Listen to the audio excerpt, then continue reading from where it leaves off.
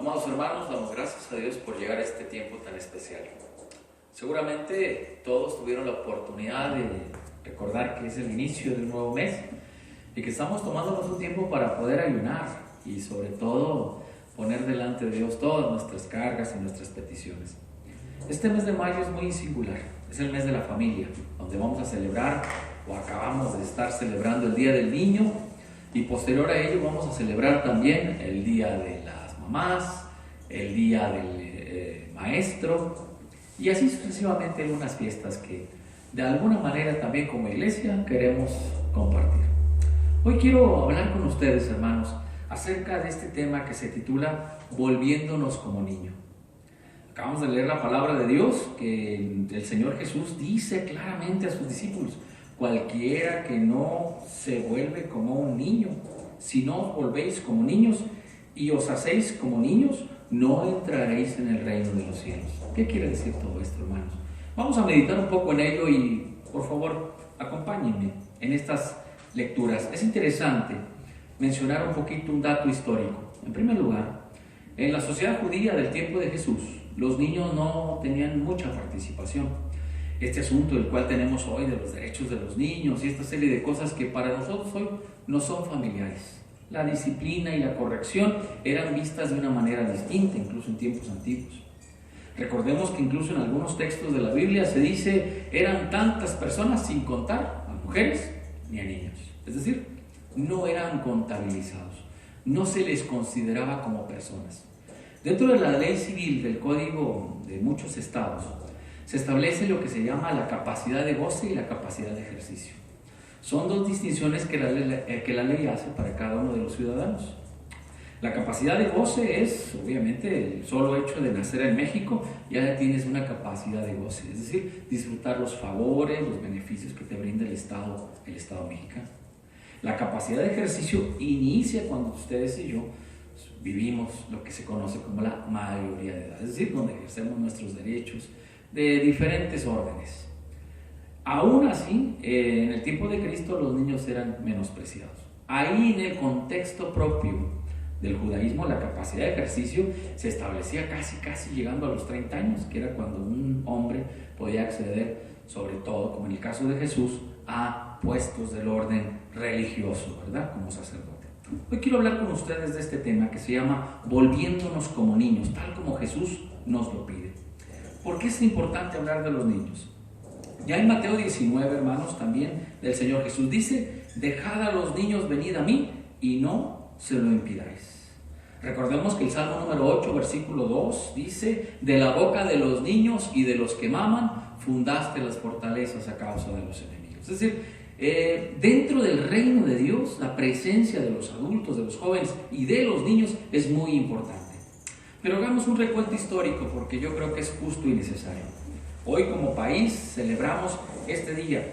Seguramente ustedes al investigar cuándo empieza el Día del Niño recordarán que lo empezamos a celebrar a partir de los años 20, en el siglo pasado, siglo XX, y a partir de los años 20 con el presidente Álvaro Obregón en México se establece o se empieza a celebrar propiamente el Día del Niño. ¿Por qué? ¿Por qué celebrar en México un día como tal? En buena medida esto viene precisamente de la Gran Guerra. La Gran Guerra es la que ocurrió en Europa, la Primera Guerra Mundial, que va a marcar el mundo desde entonces, ¿verdad? Es una guerra que ocurrió casi a fines de la primera década, ¿verdad? Por el 15, por el 16, por allá, el 17, ¿verdad? Y que dejó tantas muertes y en medio de esas muertes murieron también muchos niños. A partir de ahí van a surgir las preocupaciones de muchos países por proteger hasta cierto punto la vida de muchos niños. Y obviamente va a tomar fuerza después de la Segunda Guerra Mundial de los años 40, para empezar con los 50, con la ONU, con la UNICEF. ¿Y por qué doy todos estos datos? Para entender exactamente dónde estamos posicionados y cómo desde el tiempo de Jesús Él ya estaba enseñando cosas que muchos de nosotros tuvimos que aprender casi 2000 años después. Es interesante. El que no conoce su historia, dice el refrán, está condenado a repetirla. Por eso quiero compartir con ustedes todo esto que me parece a mí muy importante, muy llamativo y digno de poner de relieve, es decir, sobre la mesa. Síganme por favor en esta meditación bíblica e histórica. Recordemos que los mensajes que estamos aprendiendo juntos tienen tres características, ¿verdad? Por un lado la palabra de Dios, por otro lado también estamos viendo los contextos históricos, pero también por otro lado el elemento cultural. Y dentro de este elemento cultural quiero empezar, hermanos, con una cita de uno de los libros más famosos que hay, que nos enseñan desde la primaria, ¿verdad? El Principito. ¿Se acuerdan de este escritor francés llamado Antoine de Saint-Exupéry? Se lee, ¿verdad? Al que pronuncia mejor el francés lo podrá decir mejor. Y quiero compartir este pedacito del libro que muchos de ustedes leyeron en la primaria o en la secundaria. Y dice el diálogo que tenía el Principito con el niño que aparece ahí con él. Dice: a los mayores les gustan las cifras. Cuando se habla de un amigo nuevo, jamás preguntan sobre lo esencial del mismo, de la misma persona. Nunca se les ocurre preguntar qué tono tiene su voz, qué juegos prefieres, ¿te gusta coleccionar mariposas? Pero en cambio preguntan los mayores, los adultos: ¿qué edad tienes? ¿Cuántos hermanos tienes? ¿Cuánto pesas? ¿Cuánto gana tu papá? Solamente con estos detalles creen que te pueden conocer. Si les decimos a las personas mayores: he visto una casa preciosa de ladrillo rosa, con geranios en la ventana y palomas en el tejado, jamás llegarán los adultos a imaginarse cómo es esa casa. Es preciso decirle a los mayores: he visto una casa que cuesta 100,000 pesos. Entonces exclamarán entusiasmados los mayores: ¡oh, qué preciosa debe ser esa casa! Como podrán ver, tenemos diferentes visiones, los niños de los adultos. ¿Por qué Jesús nos pone a un niño y nos dice: sean como un niño? Quizás por estas diferencias que acabo de mencionar, o que menciona el Principito. Vayamos por un poco más. Permítanme resaltar con ustedes tres aspectos que me parecen importantes. El primero es: ¿por qué los niños son importantes para Dios? El segundo es: aprendiendo de algunas actitudes de los niños que nos ayudan a entender la palabra o las palabras de Jesús.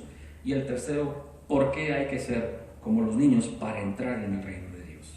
Vayamos por partes. El principio: ¿por qué los niños son importantes para Dios? ¿Qué nos enseña Jesús? Recordemos que los niños en el tiempo de Cristo estaban negados, no tenían opciones, no tenían una participación activa. Cuando ellos se acercan, cuando Jesús dice: dejen a los niños venir a mí, el texto bíblico nos dice que los mismos discípulos los rechazaban, los corrían, los echaban fuera. No molesten al maestro, el maestro está ocupado dando una cátedra, dando una enseñanza, explicando algo que realmente es importante, y ustedes, los niños, solamente quieren jugar. ¿Por qué quieren jugar? Porque son curiosos. Hermanos, es algo que muchos de nosotros, los adultos, quizás ya hemos perdido, que tenemos que empezar a retomar. Ser curiosos para aprender algo bueno, productivo, edificante. Tenemos que aprender de ello. Cuando pensé en este mensaje, hermanos, no solamente me ubiqué la fecha, vino a mi mente recordar dos imágenes. La primera, de un niño sirio que por la guerra de Siria se tuvo que embarcar con su papá en una balsa, y hay una imagen en internet donde se ve al papá, ¿verdad?, y al niño, que los dos lamentablemente murieron ahogados. Un niño, un pequeño niño, que tuvo que huir de la guerra de su país, buscando una opción de vida. Quizás él no tiene esa conciencia, su papá, y cruzaron o intentaron cruzar, llegar a las costas de Grecia, a las costas de Italia, precisamente viniendo de la parte de Siria, buscando una nueva opción de vida, pero no pudieron, murieron. Y ahí está la foto, internet.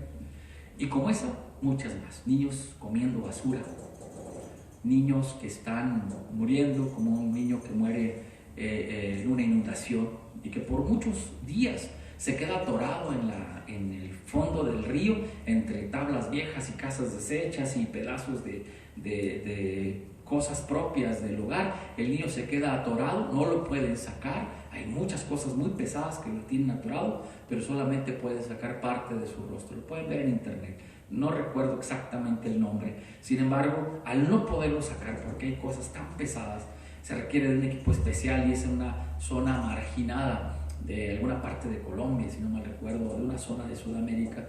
El niño finalmente muere.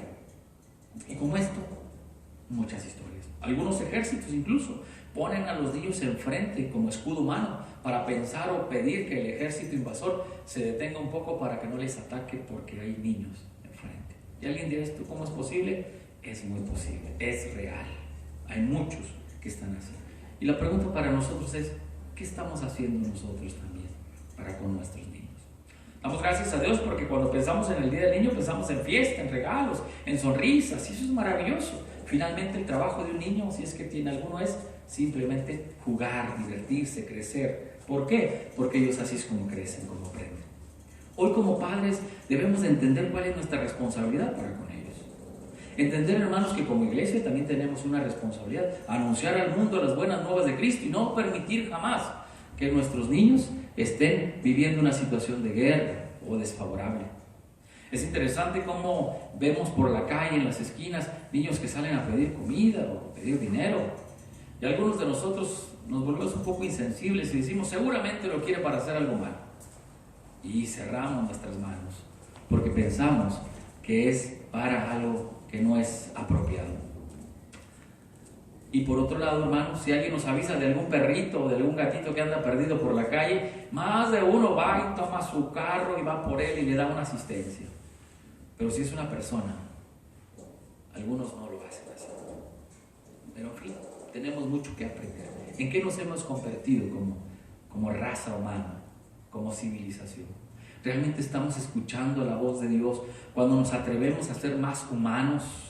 Cuando nos atrevemos a realmente sentir el dolor ajeno, cuando entendemos que la máxima del apóstol Pablo en la carta a los Romanos, cuando nos dice, amen, lloren con los que lloran y sufran con los que sufren. ¿Realmente estamos viviendo esto o ha quedado solamente en unas cuantas líneas por ahí? Un ideal, el ideal cristiano. ¿Podemos vivirlo? Por supuesto que podemos vivirlo. ¿Podemos empezar con él? Claro que podemos hacerlo. Comparte lo que Dios te da. ¿Por qué los niños son importantes para Dios? ¿Qué dice el Señor Jesús? Decíamos que estaban negados, no tenían un reconocimiento público, solamente importaban para sus padres directamente, y aún así estaban limitados.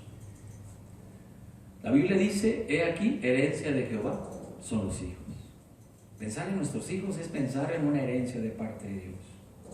Sin embargo, el Señor Jesús no solamente los tiene como algo, como parte de una familia, como un accesorio más que viene a completar y cerrar el círculo de una familia nuclear, de un papá, una mamá y unos pequeñitos, sino que el Señor Jesús los pone en un lugar de privilegio.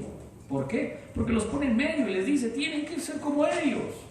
No solamente son un accesorio más para completar el ciclo de una familia completa, sino que realmente tienen un lugar importante para Dios.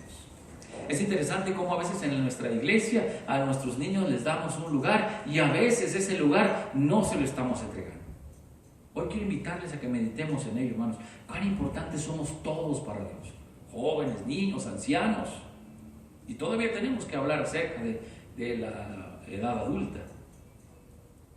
Tenemos una gran tarea por realizar. Por eso el Señor quiso dejar a la iglesia en el mundo, para que la iglesia presente un rostro totalmente diferente de lo que el mundo está haciendo, de lo que la sociedad en la cual vivimos hace y le parece normal. A veces esa normalidad, decíamos el domingo pasado, hermanos, enferma, contamina. A veces pensamos que negar el acceso a unos y permitir el acceso a otros es parte de la normalidad. Hacemos distinciones por el color de piel, por el tipo de idioma, por la forma en que visten las personas, por el pasado, por el apellido, por la zona de donde vienen. Hermanos, hemos aprendido de manera equivocada a hacer una selección, a un catálogo de personas gratas y de personas no gratas. Pero eso no viene, no es algo que salga simplemente de nosotros como parte de nuestra naturaleza, sino es parte del pecado que está en nosotros, que no nos permite distinguirnos a todos como iguales, tal como Dios nos ve. La segunda cosa, hermanos, que quiero compartir con ustedes. Les hablaba acerca de cómo los niños van obteniendo derechos después de la Segunda Guerra, incluso ya se empieza a hablar de los derechos de los niños. Permítanme mencionar solamente algunos. Los derechos de los niños, si hay niños ahí, pueden escucharnos, incluso pueden tomar nota en la mente o en el lápiz, con papel y pluma. Tienen derecho a la vida. Los derechos de los niños incluyen el derecho a la educación, el derecho al agua, el derecho a la salud, el derecho a la alimentación, el derecho a una identidad propia, el derecho a la libertad de expresión, el derecho a la protección, el derecho a la recreación y esparcimiento, y tienen derecho también a tener una familia. Todo esto considera la UNICEF que son parte de los derechos de los niños. Pero esto, hermanos, que aprendimos a partir de los años 50 del siglo XX y lo tenemos por escrito y lo defendemos e incluso cambiamos las leyes de muchos países, no de todos, aclaro, hermanos, es algo que Jesús enseñó desde hace mucho tiempo. Nos sentimos una sociedad moderna con uso de la tecnología, sin embargo, amados hermanos, en lo más esencial que es la vida por sí misma, el amor, el compartir con el débil, con el pequeño, esa parte muchos la han dejado atrás. Es verdad, no es lo mismo con los que están cerca de nosotros, con los que son de nuestra sangre. Pero acuérdense ustedes, qué importante es ser uno para todos. En una ocasión llegó un hombre a su casa, y en su casa había unas personas reunidas ahí, y había niños pequeñitos. Y llegó aquel hombre contento, saludó a su esposa, abrazó a sus hijos eufóricamente y le dio un beso. Y los niños que estaban ahí, que eran 2 o 3, simplemente se quedaron viendo. Y no pudo acercarse a esos otros niños porque no eran de él, eran de las personas que estaban ahí en casa visitándole. Pero qué importante es, o debió de haber sido, haber extendido los brazos también para aquellos niños que, aunque no eran su familia, el amor se percibe exactamente igual, la cercanía, la conexión. Yo quiero compartirles esto también a ustedes. Cuando lleguen a un lugar donde hay nenitos, por favor, compartan lo que Dios les da. Cuando un niño habla, pónganle atención como le ponen a un adulto. No lo menosprecien y le digan. Probablemente diga cosas que para ti, para mí no parezcan importantes. Sin embargo, para Dios lo son y lo acabamos de aprender. El Señor dice, tienen que ser como niños. Y usted dirá, ¿de qué se trata? ¿De qué se trata ser como niños? Permítanme destacar algunas cosas que vamos a ir encontrando en la palabra del Señor. Un niño tiene 5 aspectos que voy a compartir: honestidad, energía, creatividad, alegría y capacidad de juego. De estas 5 cosas podemos aprender mucho. Nosotros, los adultos, usted y yo. En primer lugar, aprendamos de la honestidad. Busquen en sus Biblias 2 de Timoteo 2:15. En 2 de Timoteo vamos a encontrar algo que tiene que ver con la honestidad, la cual, sin lugar a dudas, nos marca la vida para poder relacionarnos con Dios. En 2 de Timoteo 2:15 dice de la siguiente manera. Lo buscamos juntos. Procura con diligencia presentarte a Dios aprobado como obrero que no tiene de qué avergonzarse, que usa bien la palabra de verdad. Procura presentarte delante de Dios como alguien que no tiene de qué avergonzarse. ¡Pum! Directo, de frente, el primer golpazo. Tú y yo, a ti te digo, tenemos la capacidad, la oportunidad de presentarnos delante de Dios sin nada de qué avergonzarnos. ¿Estamos entendiendo por qué el Señor pone como un niño de modelo? Aprendamos juntos. Energía. Seguramente te has dado cuenta que un niño parece que no se cansa, puede correr todo el día. Hasta los adultos llega un momento en que les decimos, bueno hijo, que no te cansas, bueno hija, ¿qué hay que hacer para que ya te duermas? ¿De dónde sacas tanto? Y hasta le preguntamos a la esposa, ¿verdad? Oye mujer, pues ¿qué le diste al niño que no para? Tienen una capacidad única, pero tienen un don de Dios. Permítame referirlo con usted. Isaías capítulo 40, 30 y 31. Y en Isaías el profeta dice algo maravilloso que podemos hasta subrayar juntos. Dice, los muchachos se fatigan y se cansan, los jóvenes flaquean y caen.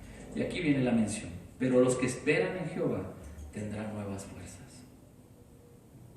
Levantarán alas como las águilas, correrán y no se cansarán, caminarán y no se fatigarán. ¿De dónde sale toda la energía que el Señor Jesús nos pide cuando nos debe y nos compara con un niño? Precisamente con el don de Dios que nos da esa fortaleza física, emocional y espiritual para levantarnos, para obtener nuevas fuerzas de parte de Dios. El ver a un niño que nos parece que es hiperactivo, no es que sea hiperactivo, es que tiene algo especial que le permite quemar mucho más energía de la cual usted y yo probablemente no estamos acostumbrados. Pero la Biblia dice que cuando estamos en Cristo, Dios es la fuerza, Dios es lo que nos permite vivir y movernos, Dios es lo que nos permite actuar y sobreactuar en el sentido de hacer más de lo que podemos realizar. Es interesante que tenemos que vernos como una iglesia activa, en movimiento, con visión, con propósito, con anhelo, con dirección, con hambre de seguir avanzando a pesar de las circunstancias, a pesar del final del día. ¿Y de quién aprenderemos? ¿Quién será nuestro ejemplo a seguir? Obviamente Jesucristo, pero Jesús puso al niño en medio y dijo, el que no sea como él. ¿Podemos aprender de esa energía de los niños? Yo creo que algo de esto nos estaba enseñando el Señor Jesús también. Tú y yo tenemos que aprender de Él. Tenemos que aprender a dar un poco más para Dios. Tenemos que retomar esa energía, ese ánimo que viene del Señor. Y si te sientes cansado, recuerda que Dios es nuestra fortaleza. El Señor nos está llamando, mujeres, jóvenes, varones, a los niños, a todos los que conformamos esta hermosa iglesia. El Señor nos está llamando a que pongamos nuestra fuerza en las manos de Dios y que Él la dirija, la canalice de tal manera que el éxito que vendrá, venga y sea un regalo de nuestro Dios. La tercera cosa que me llama a mí mucho la atención, creatividad. ¿Han notado ustedes que toman iniciativa, que les gusta hacer cosas, formar? Incluso muchos de nosotros alguna vez fuimos parte de ello. Nos daban una plastilina o nos daban un poco de barro y empezábamos a formar cosas de manera casi innata. Es decir, casi por instinto. Nos gusta crear cosas. ¿De dónde viene ese espíritu creativo? Del Espíritu Santo. El Espíritu Santo nos da creatividad. Es un regalo de Dios. Ser creativos es un regalo de Dios. Quiero que vean conmigo lo que dice Isaías 64:8, precisamente hablando de la creatividad. Y en Isaías 64:8 dice lo siguiente: ahora pues, Jehová, tú eres nuestro Padre, nosotros barro, y tú el que nos formaste. Así que obra de tus manos somos todos nosotros. De la misma manera que el Señor nos formó a nosotros, también nos dotó de esta capacidad de crear. Como aquel que crea cosas con sus manos, como el alfarero que forma vasijas de barro, y toma su creatividad, su talento para darles forma, diseño, colores, y a veces hace diferentes. De la misma manera el Señor nos ha dotado de creatividad. Es una de las obras perfectas del Espíritu. Y hoy quiero pedirles, por favor, que seamos creativos. Que Dios nos dé esta gracia de ser creativos. ¿Cómo dirigir a mi familia? ¿Cómo rendir mejor en mi trabajo? ¿Cómo ser un mejor estudiante? ¿Cómo hacer las cosas de mejor manera posible? Tengo que ser creativo. No necesariamente tengo que hacer lo que los demás hacen. ¿Puedo mejorarlo? ¿Puedes mejorarlo? Mejóralo. Eso es creatividad. ¿Puedes hacerlo más atractivo? Hazlo. ¿Puedo hacerlo más incluyente? Hazlo. Es parte del don de Dios. ¿Cómo está tu comunión con Dios? Algunos de nosotros simplemente repetimos fórmulas que hemos oído o aprendido de alguien más. Pero ¿por qué no tú y yo acercarnos a Dios y decirle: Señor, te quiero hablar desde el fondo de mi corazón y quiero conocerte tal como tú eres? Esto es parte de lo que Dios nos permite vivir. Por eso, conozcamos a Dios. Atrevámonos a hacer en las manos de Dios una vasija que Dios quiere formar, que Dios quiere recrear, que Dios quiere transformar. Pero somos recreados, transformados y usados por Dios para transformar, para recrear, para reusar. A propósito de este tiempo ecológico donde hay que reciclar y reusar y todas estas cosas. De la misma manera Dios nos permite ser como Él cuando nosotros participamos de esta gracia. Dios nos está bendiciendo para bendecir. Dios nos está transformando para que tú y yo vayamos y seamos también transformadores, agentes de transformación, enviados de Dios. Aprendamos que esta creatividad es algo de lo que Dios da. La cuarta cosa, alegría. ¿Alguien se acuerda de lo que dice Sofonías 3, versículo 17, maravilloso, ¿verdad? Bueno, algunos preguntarán todavía, ¿y dónde está Sofonías, verdad? En alguna ocasión conocimos a un pastor que dijo, ¿a poco tiene Sofonías la Biblia?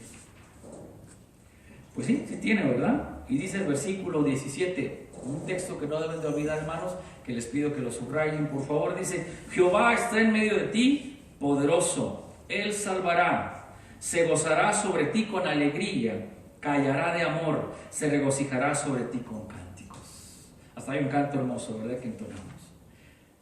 ¿Vivimos en una sociedad alegre o en una sociedad triste, hermanos?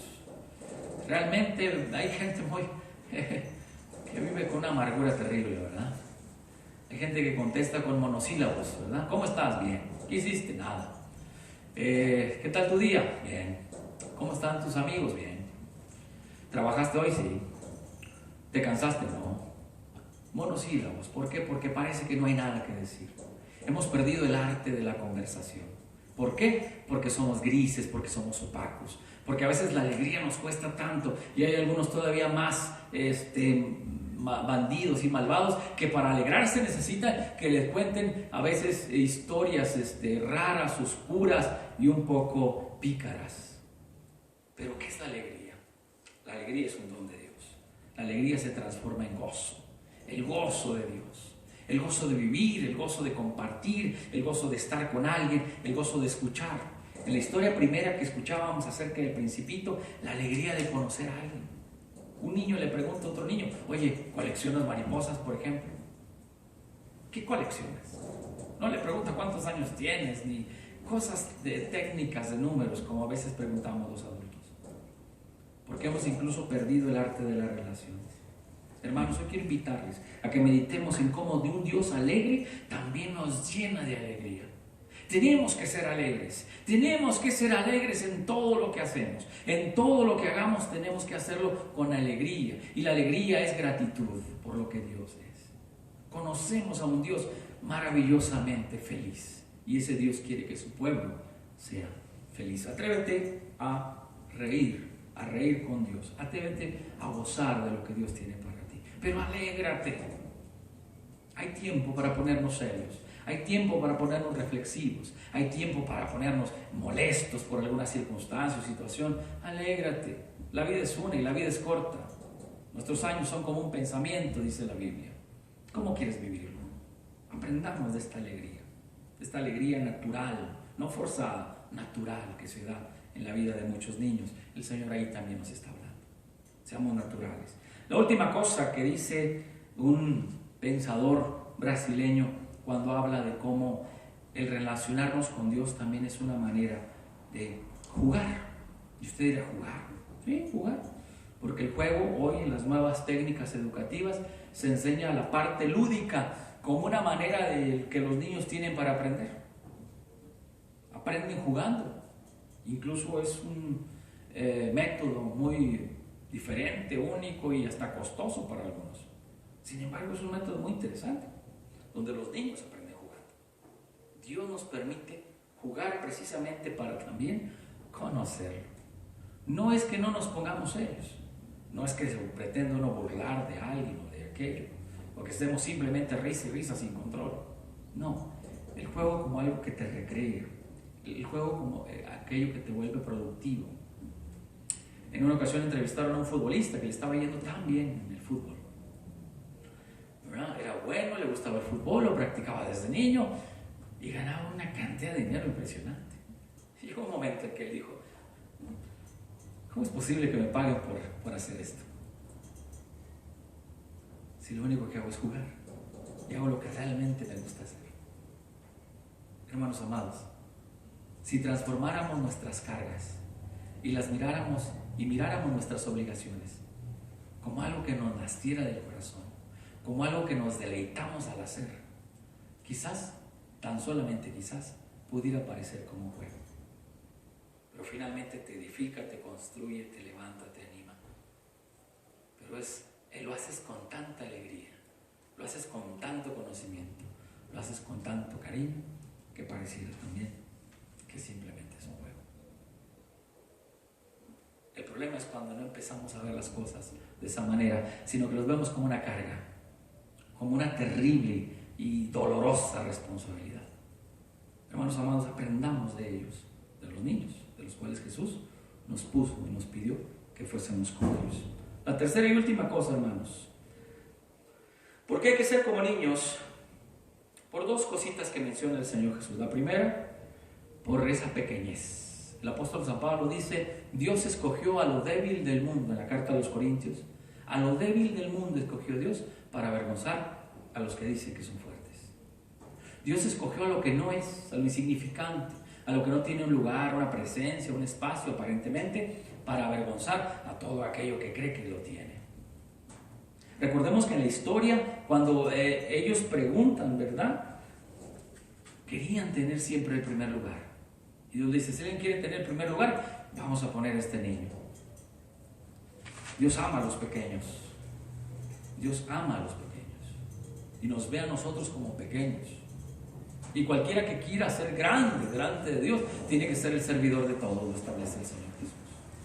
Pero aún así Dios nos ve como pequeños. La segunda cosa, debilidad. En medio de nuestra pequeñez, recordemos la oración del apóstol Pablo cuando dice, 3 veces he rogado al Señor que quite de mí este mensajero de Satanás que me abofetea todo el tiempo. Este aguijón de la carne que me molesta, que me incomoda. ¿Y qué contesta el Señor Jesús? En 1 Corintios 12, bástate mi gracia, porque mi poder se perfecciona en la debilidad. En la debilidad tuya. Porque cuando tú eres débil, el Señor es fuerte. Nuestra debilidad, hermanos amados, es la manera donde también tenemos esa conexión con Dios. Y ahí Dios quiere bendecirnos. Y no para que sigamos siendo débiles, sino para que reconozcamos la grandeza y el poder de Dios. Termino ya, y a manera de conclusión, quiero compartir con ustedes el cuento, o un cuento, hablando de niños, de un hombre llamado Lewis Carroll. Y este cuento, probablemente el autor no les diga mucho, pero el cuento se llama Alicia en el País de las Maravillas. Y en una ocasión Alicia se encuentra con el gato. ¿Se acuerdan del gato aquel que tenía la sonrisa grande y que aparecía y desaparecía? Y le dice Alicia al gato, ¿podrías decirme por favor qué camino debo seguir para salir de aquí? Y le contesta el gato, esto depende en gran parte del sitio al que quieras llegar. Y ella contesta, no me importa mucho el sitio. Entonces el gato contesta, entonces tampoco importa mucho el camino que tomes. Dios nos da la bendición de, como los niños, tomar un camino. Y Jesús dice, yo soy el camino. Yo soy el único camino. Dios nos da la oportunidad de escoger el verdadero camino. Hermanos amados, el texto en cuestión nos enseña la primera, cuando las personas buscan los primeros lugares. Esto es muy importante, ¿por qué? Porque a veces los adultos pensamos que la mejor persona es la que siempre llega primero y la que llega en primer lugar. A nadie le gustan los segundos lugares y menos los terceros lugares, ¿verdad? Pensamos que los que llegan en segundo y tercero no son ganadores. Cuando vemos las Olimpiadas, por ejemplo, premian al primer lugar, premio de oro, la medalla. Pero ¿quién piensa en el segundo? En la final de fútbol, todos hablan del campeón, pero ¿quién piensa en el segundo? Nadie. Finalmente también son ganadores. Y no estoy hablando de que nos conformemos con poco o que seamos mediocres, de ninguna manera, hermano. Cuando las personas querían tomar el primer lugar, el Señor Jesús es cuando toma al niño, según la historia que acabamos de leer ahí en Mateo capítulo 18, ¿verdad? Recordarán, y fíjense, dice los primeros 5 versículos, vamos por partes. Mateo 18 dice así, permítanme referirlo porque es muy importante. Mateo 18, del 1 al 5, dice, en aquel tiempo los discípulos vinieron a Jesús diciendo, ¿quién es el mayor en el reino de los cielos? Una pregunta, ¿quién es el mayor? ¿Qué esperaban estos adultos que le contestaran? Él, es aquel, es el sacerdote, es el hombre, aquel, el mejor, el que tiene, el que no tiene. ¿Qué esperaban que dijera el Señor? Los hombres, a veces, los adultos, estamos buscando siempre posiciones de privilegio. porque eso nos pone en un plano distinto a los demás. Sin embargo, para el Señor Jesús, quien tiene el verdadero privilegio, el verdadero lugar que Dios le ha asignado, es quien menos imaginamos. Y pone a un niño, precisamente para enseñarnos la humildad, para enseñarnos que somos ante Dios como el heredero, dice el apóstol Pablo en la carta a los Gálatas, por cuanto el heredero es un niño. Dice el versículo 2, y llamando a un niño, Jesús lo puso en medio de ellos. Jesús pensó no en el primero, sino pensó en el último. No pensó en el que tiene la vida resuelta, sino el que la tiene por resolver. No pensó en un producto acabado, sino pensó en un producto o en una promesa, en algo que va a tomar tiempo en formar. De la misma manera hoy lo vemos así. El Señor sigue trabajando en nosotros. Nos ve como niños, pero nos ve como una promesa que está a punto, que está constantemente siendo construida, formada, como un producto inacabado que el Señor está moldeando cada día, hasta que lleguemos todos a la estatura del varón de Cristo. No perdamos de vista esto. El tercer versículo dice, y dijo, de cierto os digo que si no os volvéis y os hacéis como niños, no entraréis en el reino de los cielos. ¿Qué aprendemos de esta historia? Volvernos como niños no es solamente una opción, una invitación, una posibilidad.